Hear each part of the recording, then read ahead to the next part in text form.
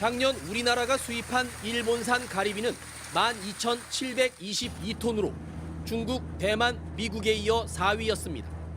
금액으론 680억 원어치가 넘습니다.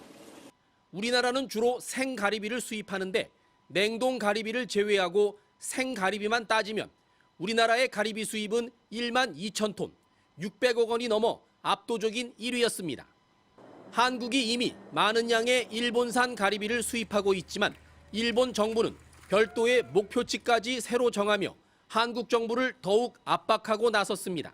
輸出先国の多角化を進め、政府一体となって輸出促進の取り組みを強力に進めていく必要がございます。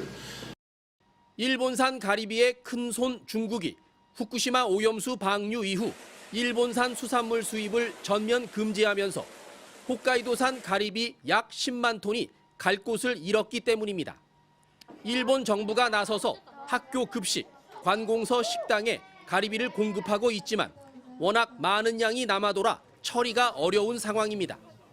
이 때문에 일본 정부는 한국에 41억 엔, 유럽연합에 45억 엔, 태국과 베트남에도 각각 24억 엔과 5억 엔의 가리비를 판매하겠다는 세부 목표치까지 세웠습니다. 이에 대해 박구현 국무조정실 국무 1차장은 어디까지나 일본 측의 계획에 불과하다며 우리 정부는 방사능 검사를 계속해 나갈 입장이라고 밝혔습니다.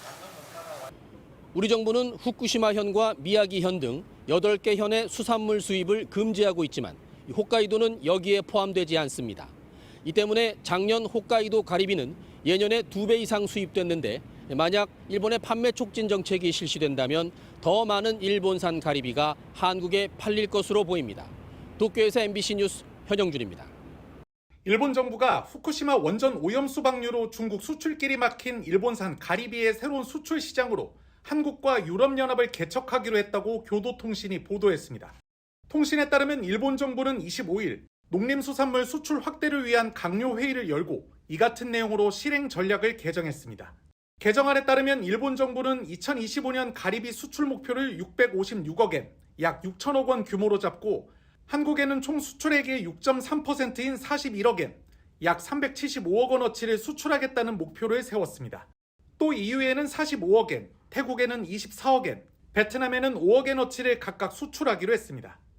일본은 2022년을 기준으로 가리비 수출액 910억 엔 가운데 중국의 절반 이상인 467억 엔을 수출했는데 이게 다 막히면서 큰 타격을 입자 대체활로 찾기에 나선 겁니다. 우리의 경우 EU보다는 적지만 단일 국가를 기준으로 보면 일본의 수출 목표가 큰 편으로 분류됩니다. 한국은 2013년 9월부터 후쿠시마 등 8개 현에서 잡힌 수산물에 대해서만 수입을 금지하고 있습니다. 일본산 가리비에 이어 해삼도 중국발 충격을 받고 있습니다.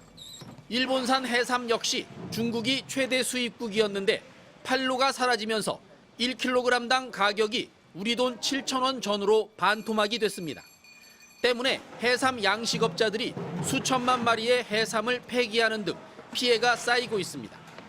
어민 피해가 늘면서 오늘 후쿠시마현과 미야기현 어민 등 약 150명이 오염수 방류를 중단하라며 일본 정부와 도쿄전력을 상대로 각각 행정소송과 민사소송을 제기했습니다. 私たちにはこれ以上放射能は絶対に広げるなと警告する責任があると思います。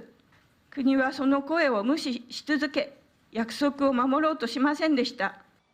소송을 제기한 원고들은 일본의 오염수 방류가 방사성 물질 해양 투기를 금지하고 있는 런던 협약과 UN 해양법 협약을 위반했다고 지적했습니다.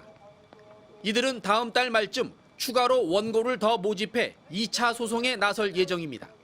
그러나 일본 정부와 도쿄전력이 이미 1조 원에 달하는 어민 피해 지원금을 약속한 상황이라 승소 여부는 불투명한 상황입니다.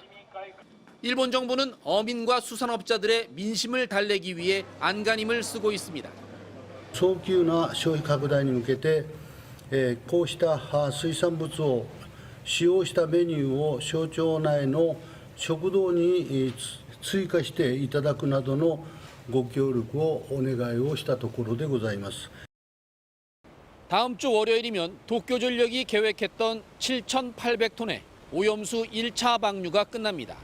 2차 방류는 이르면 이달 말부터 다음 달 중순까지 실시할 것으로 알려졌습니다. 도쿄에서 MBC 뉴스 현영준입니다.